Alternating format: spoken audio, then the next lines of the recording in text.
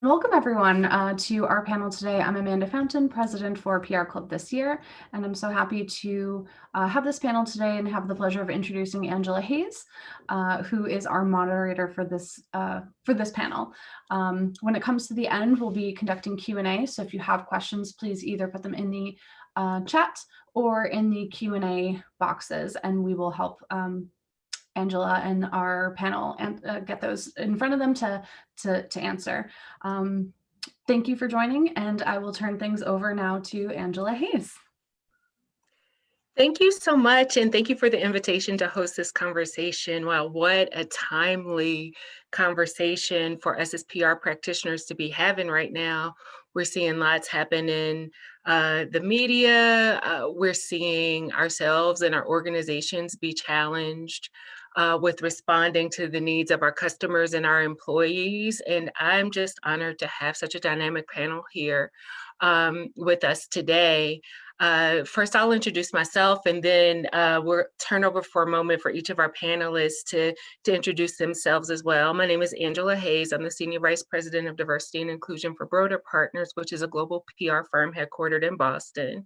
And my primary responsibility with Broder Partners is providing consultation for our clients to help them build their strategies that are related to diversity and equity and inclusion, and to work with our teams to help make sure that our clients stay informed of what's changing in the landscape, and that to make sure that our plans are fully integrated. I've been doing this work for quite a while myself, coming from the nonprofit sector, and I've seen so much change over the course of the past year. So I'm thrilled and honored to be here with such a dynamic panel and to be able to have this very important conversation today. I'd like to turn it over to Whitney. You're the first on my screen, so you get to go first, Whitney. Hi, my name is Whitney Scott. I'm the Chief Marketing Officer at Campgrounds of America. Definitely responsible for communications and marketing initiatives, especially related to diversity, equity, and inclusion, which also includes how that is internally and externally communicated and the processes around that. Thank you. Next, we have Brandon. Hi, everyone. My name is Brandon Thomas, and I'm the Vice President and General Manager of PAN Communications New York operations. We are a B2B tech and healthcare firm based out of the Boston area with offices across the US. At PAN over the past few months, we have been really intentional about our DE&I journey, which is really exciting. We've put together an action plan, I think, that's really enthused our employees and our leadership team that focuses around 6 pillars. And as part of the leadership team, the pillar that I oversee is around belonging, retention, and recruitment. And so I really welcome having these conversations, being a part of these panels, and hearing from folks within the industry around really how we create, long-term change as it relates to DE&I as we move forward as an industry. So thanks so much for having me. Thanks so much, Brandon, and I'm so glad to have you here. And rounding out our panel today, we have Dia Harris. Dia, would you introduce yourself? Yes, thank you, Angela, for having me. Once again, my name is Dia Harris, and I'm, I guess I have 2 roles right now. I'm an independent DEI practitioner, where I do work with large businesses and organizations across the country to develop and implement their DEI strategies, as well as to work with their S-level team members to make sure that they understand their DEI strategy and how they can implement it. But my other full-time job is that I'm currently working at Amazon, where I am a DEI leader here at Amazon, focusing on diversity programs. So my background specializes in DEI as well as talent acquisition, where I'm a leader in both of those organizations here at Amazon and throughout my career, such as companies at Johnson & Johnson, KPMG, Northrop Grumman, as well as Boeing. So Angela, thank you once again for having me, because once again, as we all talked about, we all are dealing with a lot of this, particularly in a climate that we're in right now, and particularly being from a marginalized community for years. I'm dealing with it personally as well as professionally in an organization such as Amazon, as well as the other organizations that I'm working with as an individual practitioner.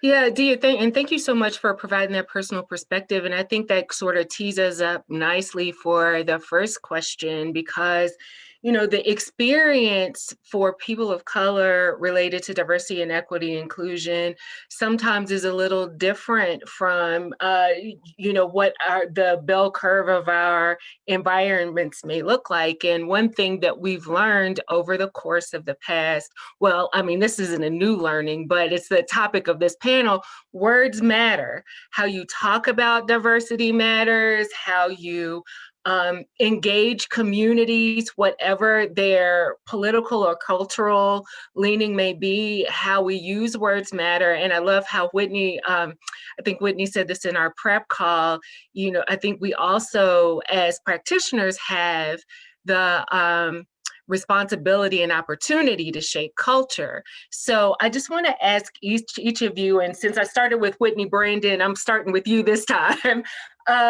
Tell me about a time when the language that you were using shaped like a business objective, when, you know, through your experience, it was really important for you to make sure that you were providing counsel around how we were using language related to diversity, equity, and inclusion, and what that impact was.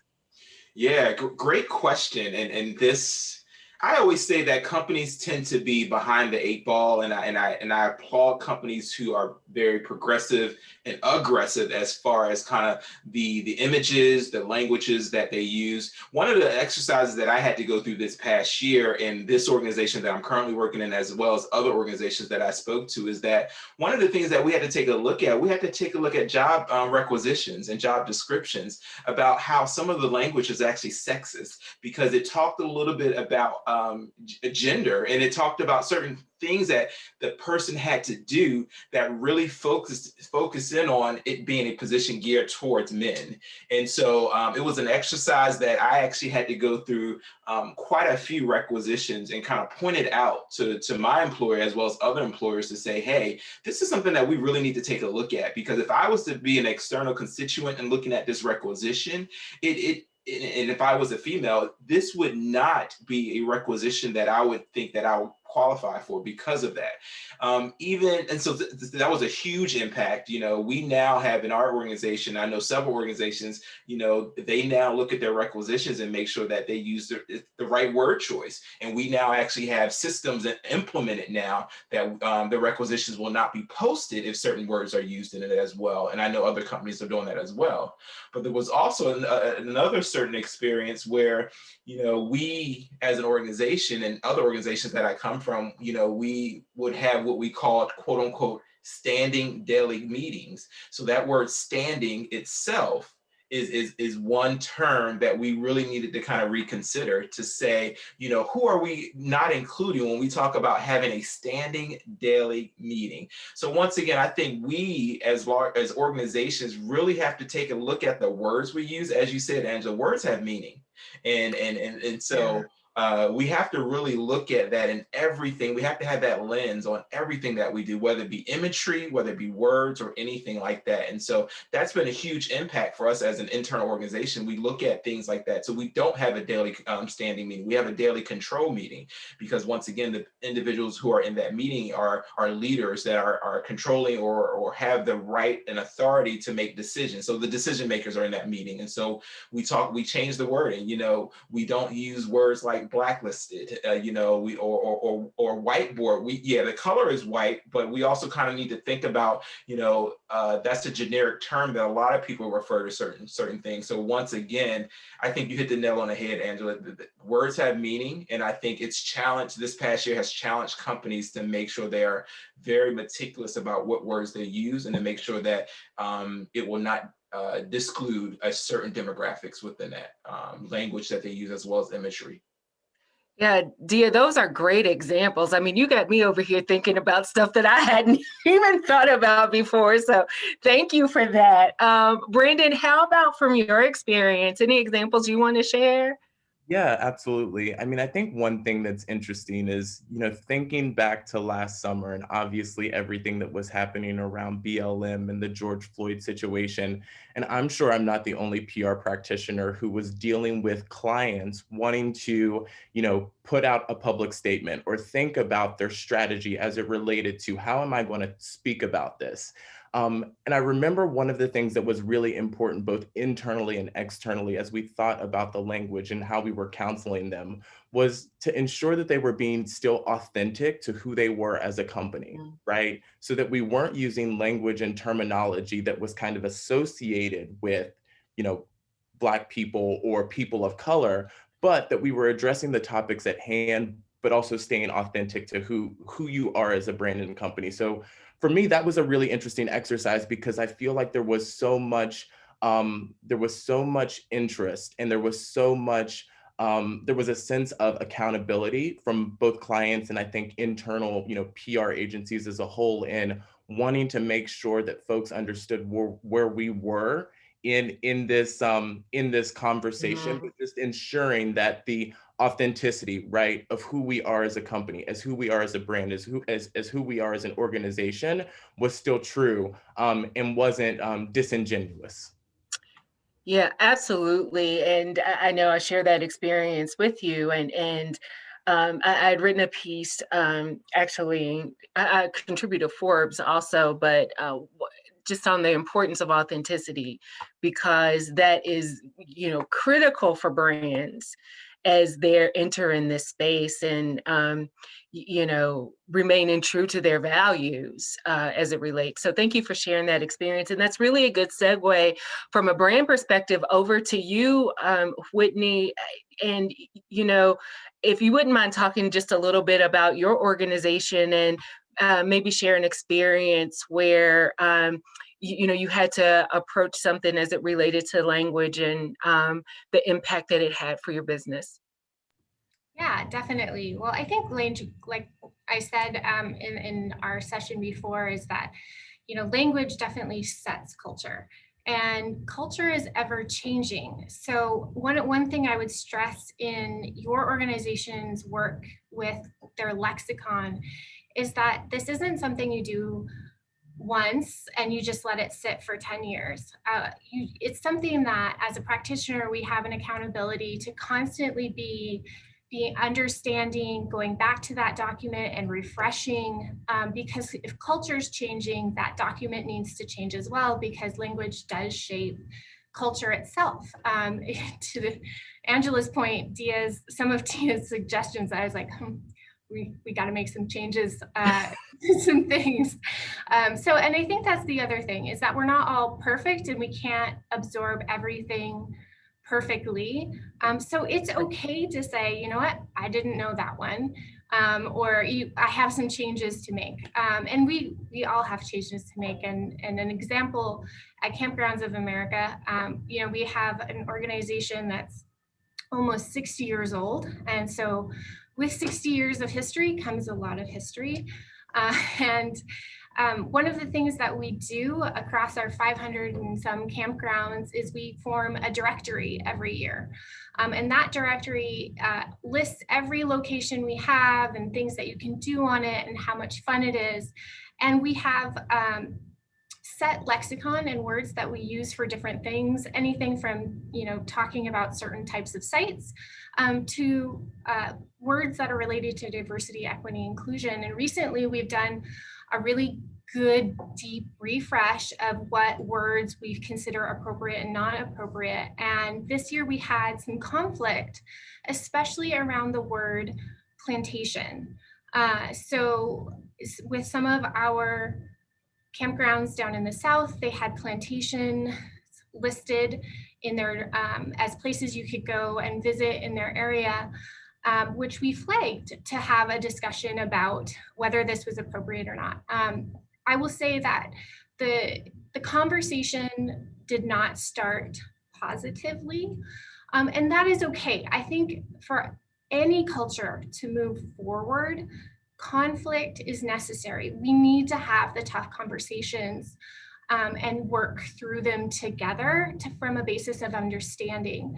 Now, the campground owner that we had that conversation with actually was a docent at a teaching plantation that really highlights the necessity of going and experiencing and understanding what happened there and how that affected our nation moving forward. And so he was very adamant that he wanted one of them to stay at plantation. What he did not know is that some of the other plantations he had listed to visit had actually changed their names specifically in recognition of diversity, equity, and inclusion movements.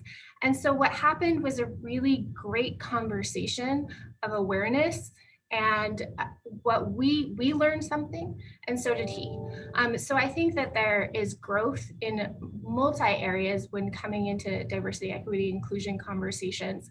And the number one thing I could say is, one, it's ever moving, it's ever changing, and two, conflict is okay. Could I just, Yes.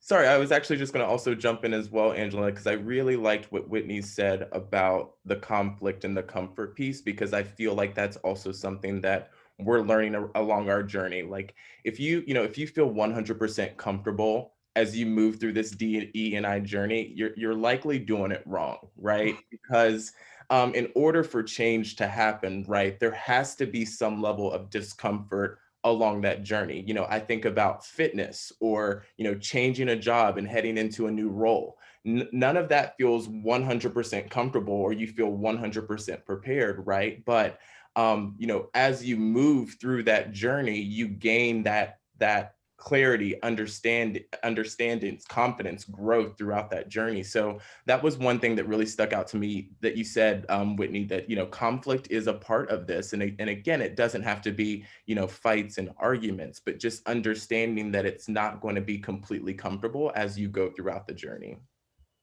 And can I add something, Angela, as well? One of the things I think what we need to do as practitioners is be more proactive versus reactive and get in front of things. Mm-hmm. I think we as practitioners need to really be able to kind of predict and call out things and not be reactionary to a situation, to a year, to 2020. Mm-hmm. Those are items that came up in 2020. Should have been things that we should have been in the forefront of to say, we need to be prepared in case anything like this ever happens, or to say, mm-hmm. Shame on us because we are now being very reactive to this. And this is something that we should have addressed and looked at before these situations. Yeah, and that's a good point, and actually a good segue into my next question, because I do believe that public relations practitioners, diversity, equity, inclusion consultants have a unique role in helping organizations be proactive versus reactive. And I think there is a little bit of challenge in that, like, the discussion we've been having, it sometimes can be hard to step in when there's so much discomfort or when you don't have a lot of confidence about, the path that you're going. But a former pastor of mine used to say, you got to feel the fear and keep moving anyway, and you keep moving forward. And so my question to the group is, as a practitioner, as an advisor to your C-suite, as an advisor to clients, what do you think is our role in helping to shape that culture and helping to be proactive? And how would you advise practitioners to enter that conversation? Who wants to go first? Dia went first last time. Whitney went first the first time. So it's your turn, Brandon. Sounds good. And I feel like that's a big question, but an important question. The one thing that immediately stuck out to me, Angela, as you were saying that, was to truly, one, be yourself and kind of trust your gut instincts in terms of what you're seeing in your agency, your culture, in communications that are having as it relates to language. Like, I feel like, and it also kind of goes back to another point that Whitney said that stuck out to me, and based off of both professional and personal experiences that I've been having as a Black man in the public relations industry.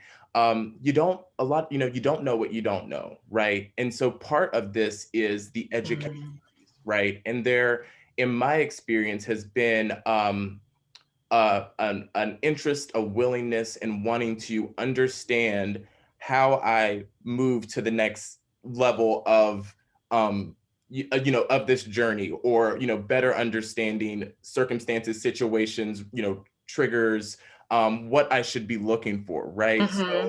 So to me, I feel like trusting your instincts based on your surroundings and what you're seeing, asking questions, and then being open, I think, is another big piece of this. Being open to feedback, to conversations, and to dialogues. But I do think that we as PR professionals, we're communicators at our core, right? That's what we do. We do need to be mindful of the language and help advise as we move forward in the industry. Yeah. Whitney, would you like to? Yeah, definitely. I think for when working with C-suite, S-suite situations, working with diversity, equity, and inclusion, the organization hopefully, and this is something that is accountable to us to stress, is that this isn't a checklist or a project over in some wing of the organization that you check it off and you do. It's got to be a living, breathing culture within the company. It has to extend into almost everything that you do. And if it's a project that can be cut from the budget, probably not being done right, because that's not how this should be. It needs to be living and breathing within everything we do. And I would really stress organizations to kind of look at it at a macro level across programs, divisions, and work. One of those areas from a marketing or PR perspective could even just start with an audit, which is a really, it's tedious to count what your percentages of underrepresented groups and influencers or things like that are. But it's a really healthy way to say, where are we as an organization across our work? Because then you can start setting metrics. And as a data-driven marketer, metrics really help keep focus, because it's something you can come back to and say, where are we in a progress setting? So I think that's been really helpful, is even though the process can be hard to do audits, it's really good to keep the organization on track to keep them accountable to these initiatives. And Whitney, to that point, I think the data piece that you mentioned is so important, because it's, as you think about how to potentially approach your C-suite with the need to change something or think about something different, that data set can be that, that tool that you have to take to that conversation, or broach that topic. So I would agree, and it's actually something that we've been doing internally as well. And I don't know if you all recall, last summer there was kind of like a call to action amongst the PR agency industry to kind of share your data set as it relates to what diversity looks like within organizations. And I know that some agencies shared and some agencies didn't, but again, just to have that proof point, and whether it's, good, bad, neutral, whatever it is, you have something to start with as you move towards that next chapter of your DE&I journey, to say, okay, here's where we are, but here is where we're going, and looking forward towards that. Great point. Yeah, I truly agree.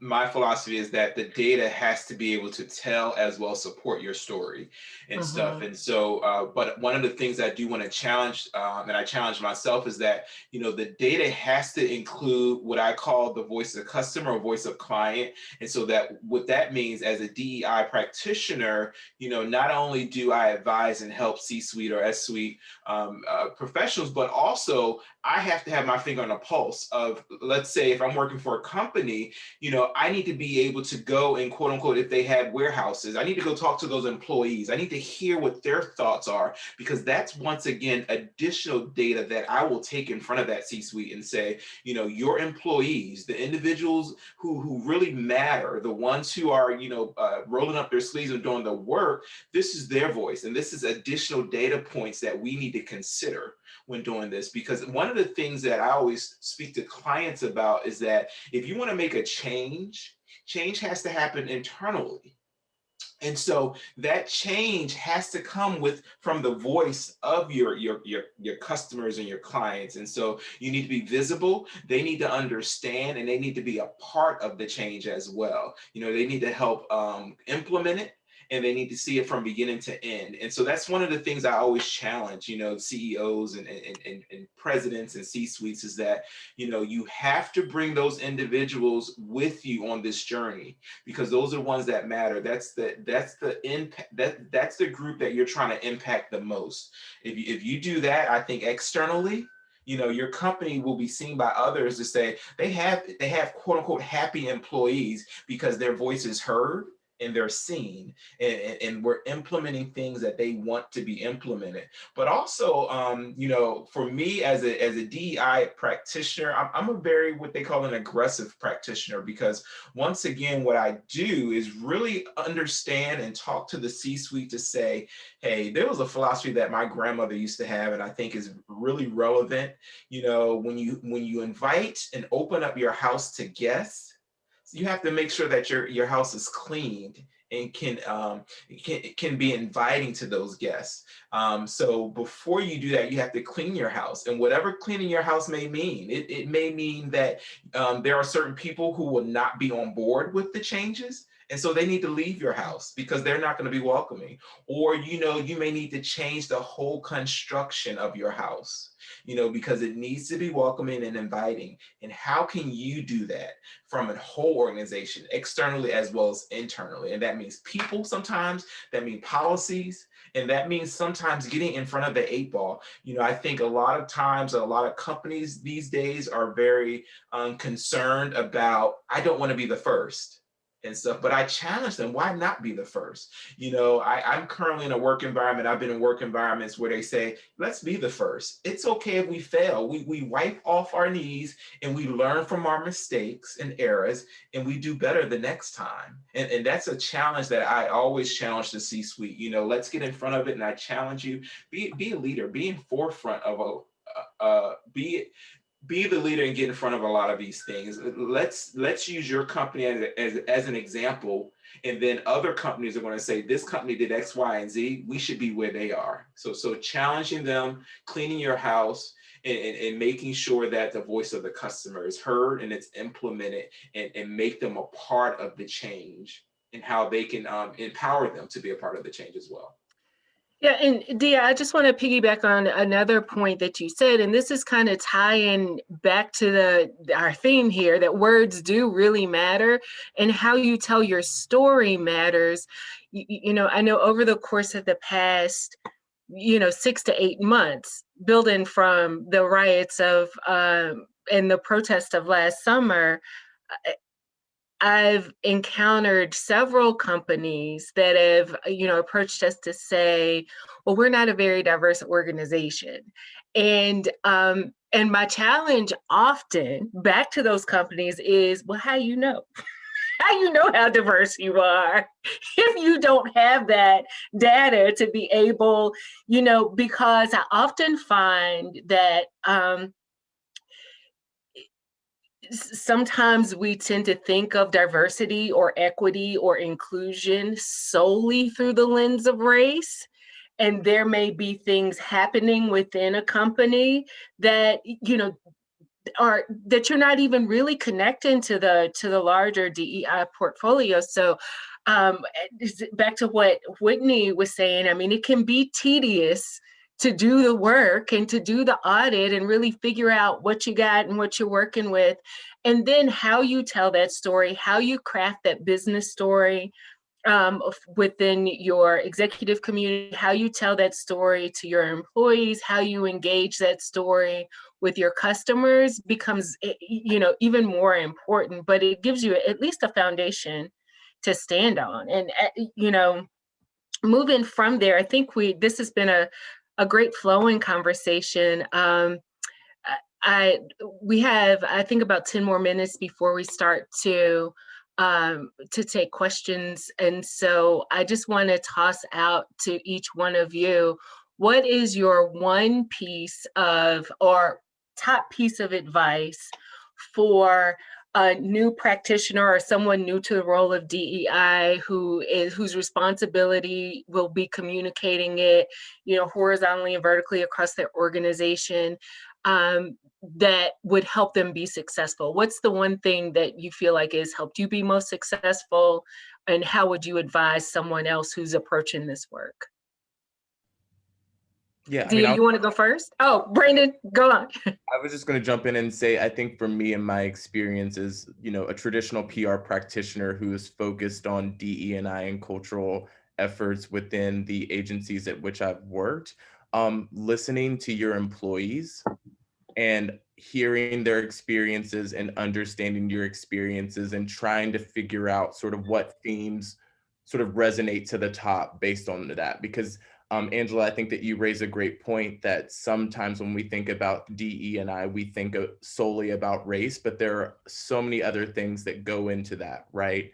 So that would be my one piece of advice, is to really sort of listen to the folks who are most impacted by how the change is going to move throughout your company or organization. Yeah, +1. I think Brandon stole my thunder. I was going to say, listen, listen, listen. I mean, that's what you truly have to do. You have to have your ear to the ground. You know, you have to listen to all constituents. And as we talked about this, whether or not it's the C-suite or it's the person, you know, that's had their sleeves rolled up, that's doing the grunt work. You have to listen to everybody, and you have to make sure that all of their voices are heard somehow in some way. So yeah, I just +1, Brandon. Oh my goodness, a little bit +1 again. I was like, I'm going to say, listen. No, and I just you know, ride those coattails for sure. Is I think what Dia said about, you know, the blend of qualitative and quantitative data, you know, have the hard facts, and then the qualitative set of your employees, your customer is so important. You know, at KOA, we have two customers. We have the customer that stays on our campground, and then the franchise customer. So to listen to both customers sometimes comes in conflict. I will be very honest, is that camping notoriously has been a white type of activity that is rapidly changing and in a good way, but to make the adjustments in the right way and having those conflict and that conversation is so important. So as we've moved forward, we are addressing what the needs of the customer, and then we are also, on the other hand, supporting the system of franchisees and having hard conversations, understanding opinions, and coming to resolutions and solutions that supports the greater business moving forward.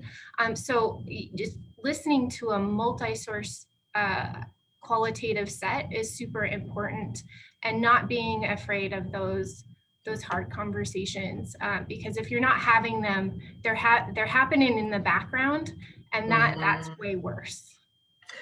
Exactly. And, you know, that's a really good point. And actually, this question, this is a real-time kind of question, because Whitney, I think you brought up something that's very important, and that I've also seen be, I know others are having this experience, especially as it relates to how we are listening to and talking to our customer groups. And that is, what happens when, you know, the voice and needs of your customers are juxtaposed, where there's conflict between to customer groups, and how do you approach that and build those bridges?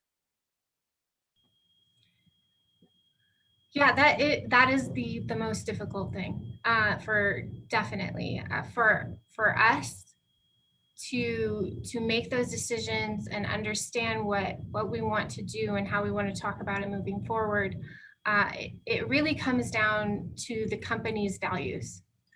Trusting your gut and understanding how those values should be expressed throughout policies and to customers is extremely important. At KOA, we have a belief statement in our company architecture that camping is fun and for everyone. And that belief statement we have put that at the core of diversity, equity, and inclusion, whether that's ownership of a campground, customers, anything. That is truly important to us. So I think being able to have your company architecture help guide you and be your gut moving forward is very important. Yeah, absolutely. And I agree 100% with, with leading with the values, because the conversations can become, tense or complicated. And, sometimes there is, a different opinions between constituency groups about how to proceed or what is accurate or what should be done or could be done. And, I talk often with my clients about the North Star, about finding that thing that everybody can kind of rally around, which is typically rooted in your values. What are you expressing as your values? And then how are you thinking differently about how that impacts people that you might not have been thinking about before? Brandon or Dia, would you guys like to add to that at all? For me, I would just echo Whitney's sentiment there. So I think that she covered that nicely.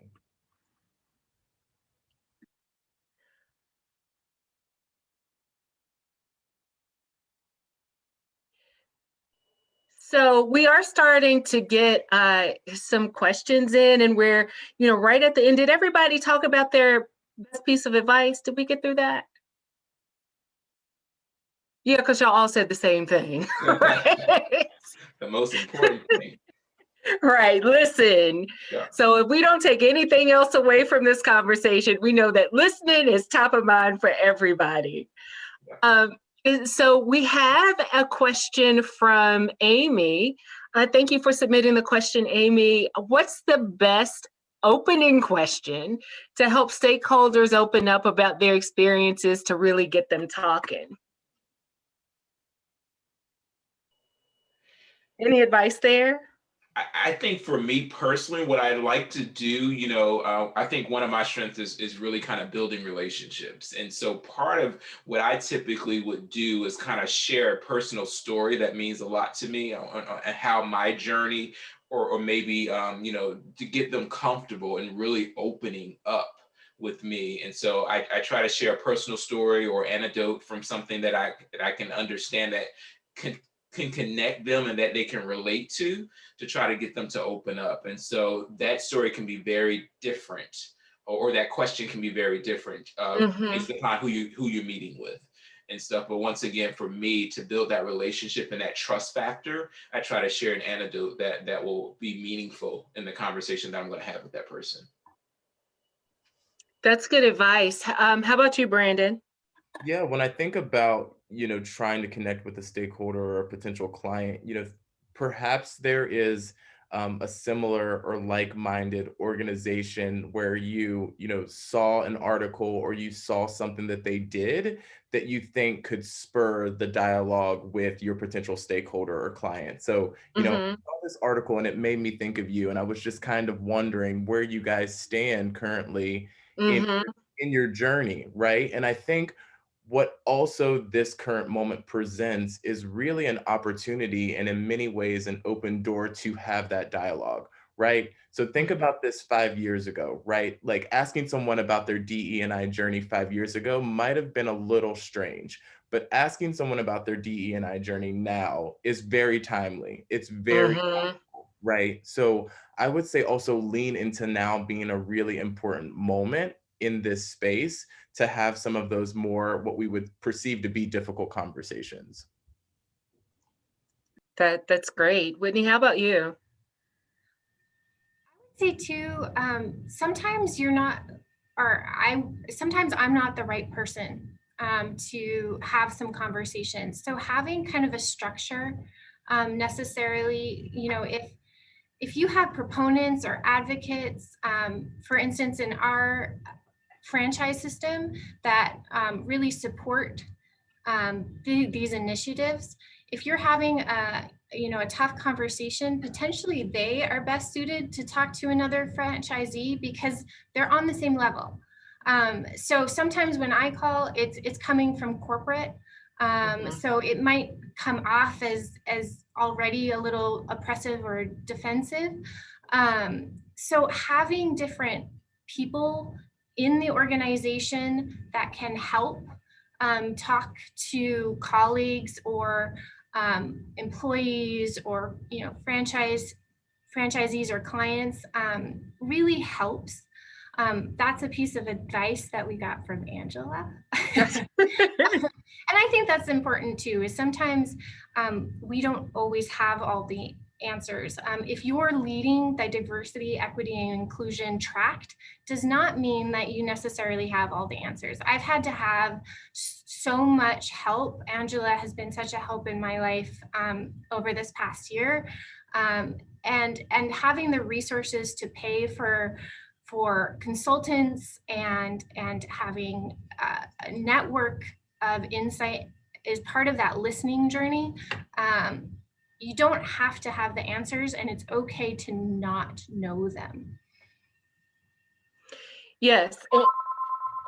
I apologize. Why is somebody calling me in the middle of my session? They know I'm here right now. Thank you for sharing that, Whitney. And I would just add on to that and actually tie back to something Dia said, because one learning for me from having done this work for a period of time is also in getting that conversation started.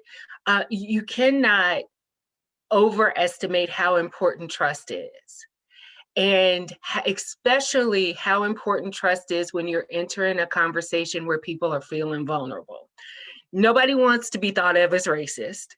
Nobody wants to be thought of as having, being insensitive or hurtful to someone else intentionally. And so sometimes the willingness to share what they do or don't know gets kind of masked, or, sometimes, a conversation that you're trying to start, they may not be as willing to be as open if there's not the trust. So coming to a conversation from a position of no judgment and being able to say, let's just talk about it, whatever it is, let's talk this out, even when you're coming from divergently different perspectives, I think begins to help build that trust that Dia was talking about, and starts to make that conversation a little easier. And, I love the tactic that Brandon mentioned. If nobody's having a conversation, with finding an article or something to say, hey, I read this and thought about you. How do you feel about this?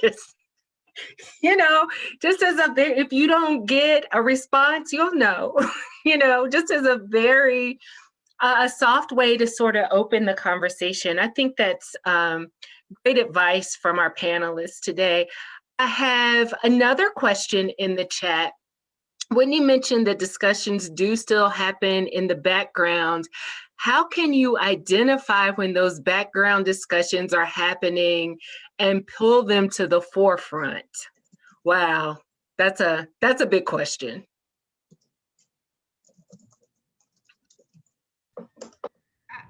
I would definitely say the biggest thing there is if they are happening in the background, it could be because the organization hasn't set up safe spaces for those conversations to have, which could be detrimental.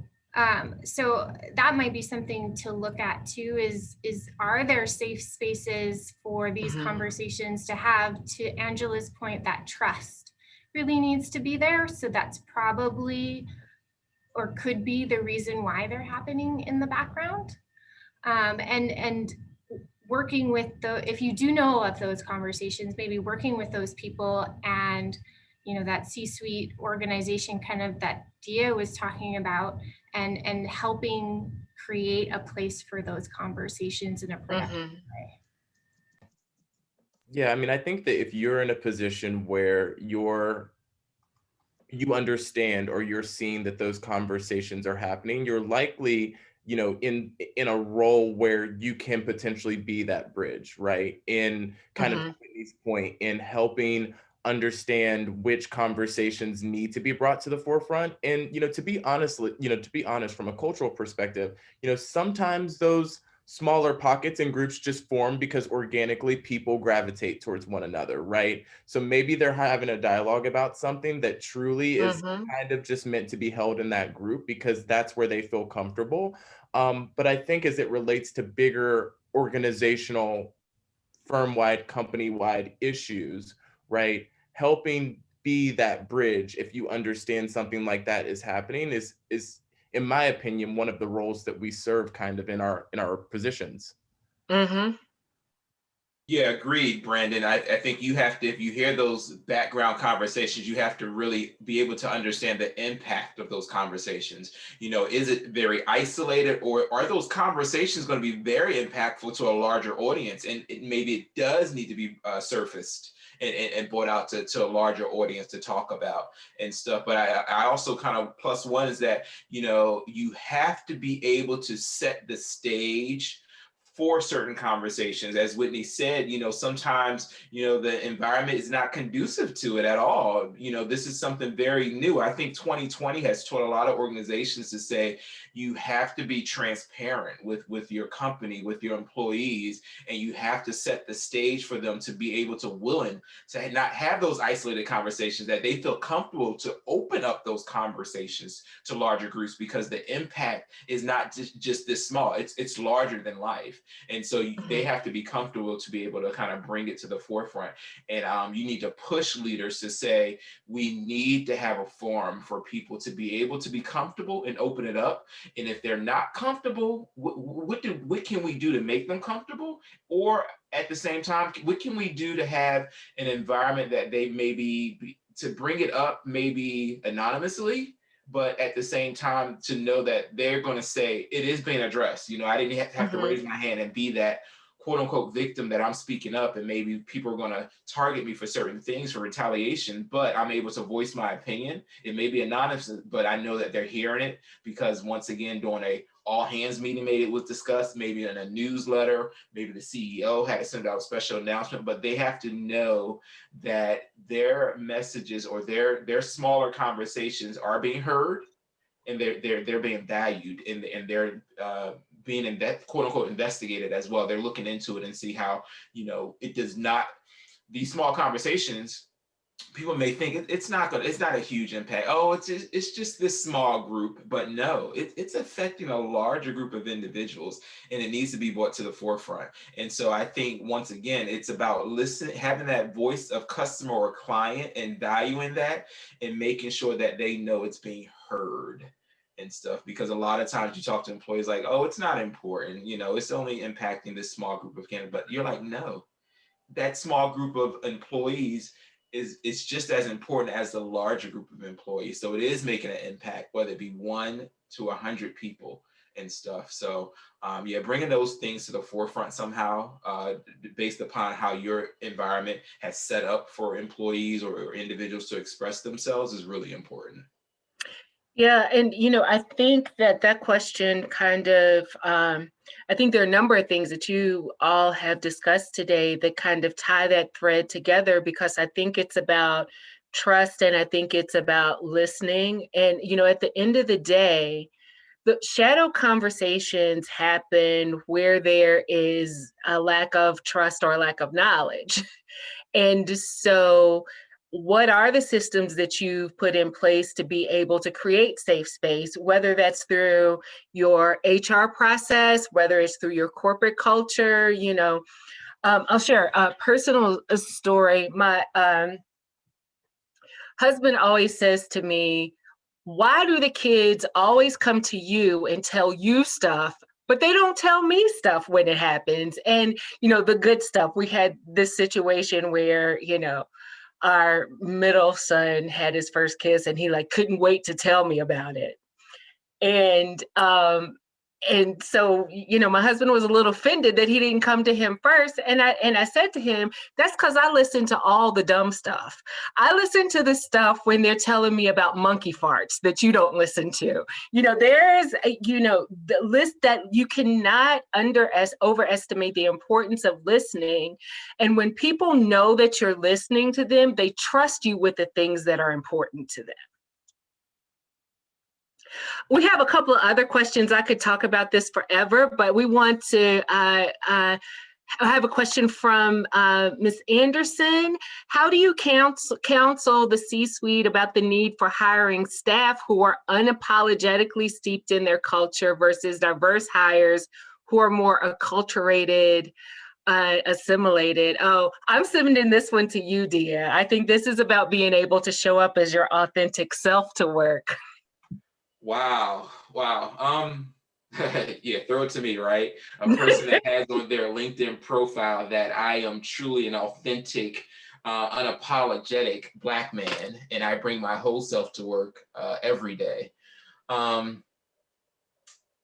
That's tough because in a culture, and I'll be very transparent, in a culture that we're in today, myself as an unapologetic, authentic Black man, I sometimes need to mask that based upon the organization I'm working with, the organization I'm trying to get my foot in the door with, because sometimes they're not ready for it. They're just not ready for it. You know, I am fortunate that I've had an opportunity to work with clients as well as work in organizations where and not all of them, that I have been fortunate enough to be able to bring my whole self to work. Mm-hmm. You know, to be able to challenge individuals. And you know, for me, as an unapologetic Black man, one of the things that I do, I take I gauge the temperature of everything. You know, for me, I have to know, what can I say? How can I say it? And how are they going to receive the message? Before I speak up, I'm always kind of looking at the audience, and you know, people I work with, they'll say, Dia, you're quiet in this group meeting. I'm observing. I'm observing, you know, the dynamics of the group. How can I approach person A, B, or C? It has to be very different and strategically, because I'm learning about how they take information and how they digest it and what methods work best for them. So it's difficult. You know, I think also, you know, I have a talent acquisition background as well. You know, I was leader of several different groups for talent acquisition. You know, and part of the processes that I was involved in is that we used to prep our candidates through the interview process. And so that prepping means getting on a phone with these candidates or meeting with them one-on-one to say, you know, here's our demographics of what you're trying to interview for, and these are the people you're going to talk to, and I would give them, like, here's my personal thoughts of the people they're going to talk to. And I think if you're able to provide them quantitative data, this person, they're going to love you and stuff. And I know you have that information. So I would prep candidates, and hate to say it, we come from, and I hope things are changing. We come from an environment where sometimes I have to say that, you know, this is the type of environment that you're stepping into. So you have to make that decision. Is this the environment you want to come into? Because sometimes, like I said, you have to wear that mask. And that's been so long because we have been so marginalized for a long time. You have to wear the mask to be able to sometimes get your foot in the door. And I hate that mask. Sometimes it's hard to come off when you're in the door and stuff, Yeah. because I say it, and I don't, people may hopefully I don't offend anybody, but I say something like, politics can sometimes be a pile of shit, and it's something that we have to kind of use, and you have to learn the pile of shit of the organization that you're dealing with, and what tactics are going to work. Can you be very aggressive with certain CEOs you're working with? No, because they're not there yet. So you have to really be able to gauge where they are, and you have to come to them where they are and help them move the needle to get them to that next point and stuff. And so that's a hard question. I would hope that we're in a culture where you can come, be that unapologetically self you are, but there are certain environments you cannot, and you have to be able to gauge that and measure it and take a risk sometimes.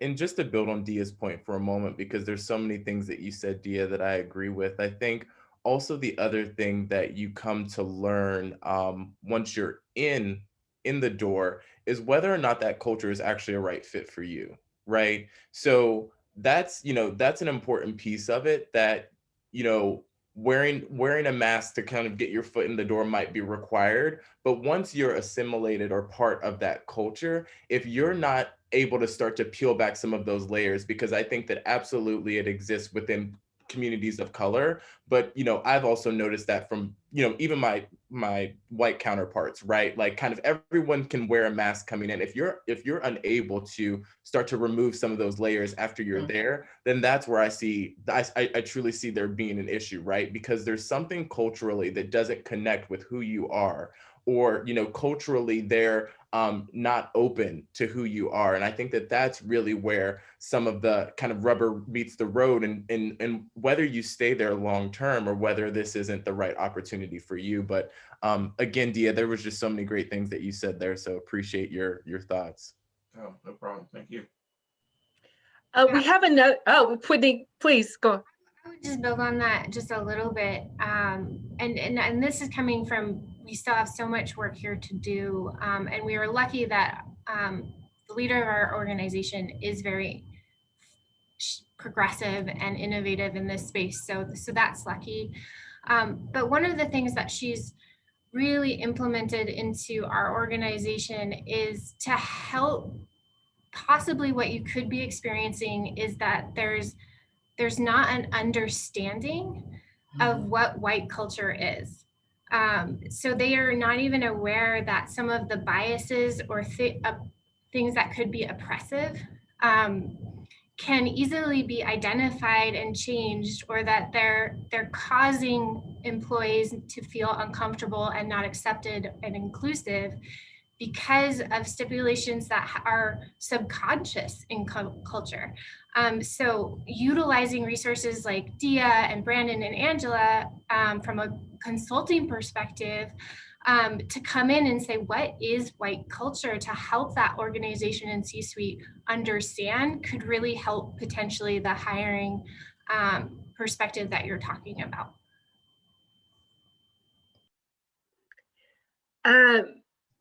That's great insight, Whitney. Thank you for sharing that. We had one more question, and I think we might have to do this in a follow-up because we need to wrap this up. So I wanted, and the question was, provide more details on what might be in the DEI plan and the ways to benchmark progress. So I think as a final wrap-up, this is a good closing question. Could each of you just share your thoughts about benchmarking progress? Whitney, I'll start with you. Benchmarking progress. Well, it starts, as we talked about, kind of to benchmark, you really need to do an audit. And I would take Dia's note that there is qualitative research and quantitative research that probably needs to be done in an organization, and doing it from a multi-directive perspective, and understanding, in everything that we're doing, how does diversity, equity, and inclusion become realized and grow within the culture? And how do we support that with resources? I will really stress here that if the organization isn't willing to put time, people, and money to these initiatives, it most likely would fail, because you have to have the resources to do it. And then once you know you have the resources, building out a plan on what are the steps from those benchmarks that we can take to move it forward. Yep. I think for me, I would drop the mic at what Whitney said and walk away and said, you hit the nail on the head. Yep, and I would just add to that by saying, and I'm pretty sure that Whitney said this, but just, buy-in from your leadership on a DE&I plan and approach moving, before you take that step. And I feel like I've been fortunate in where, I am at PAN, where the leadership has really rallied around the idea that we need to create an action plan forward. We are where we are currently, but there's a lot, there's room for growth, and we're inspired and empowered by that. And then they're just thinking about, there's so many different things that we could, that you could do as it relates to DE&I. So like, what are those, 3 to 4 to 5 pillars that you want to focus on, whether that's education and training, whether that's, thinking about the leadership, whether that's, belonging, retention, recruitment. How does the data support that? Like, what are those specific things, and be really intentional about it, about, how is this going to not only impact us internally, but also externally, and could be an asset or benefit to our clients. So those are my thoughts. And I would just throw something, I know we need to wrap up, and say, this journey is not easy. And know that you're going to fall, you're going to get hurt or whatever, but be persistent, because it's not an easy journey. And you have other people out there that can support you and aid you and help you. Thank you. And on that note, I just want to say thank you to everyone. Y'all are awesome. Thank you so much for participating today. I'll turn things back over to the PR Club of Boston. Thank you so much, Angela, Whitney, Brandon, Dia. You guys were amazing. It was wonderful to hear you speak today. It was really inspiring. I don't know about anyone watching, but I was furiously jotting down notes and circling them and highlighting them. I mean, listening, bringing your authentic self. If you're comfortable, you're doing it wrong. It's just, I loved listening to you all today. So thank you so much. The hour flew by.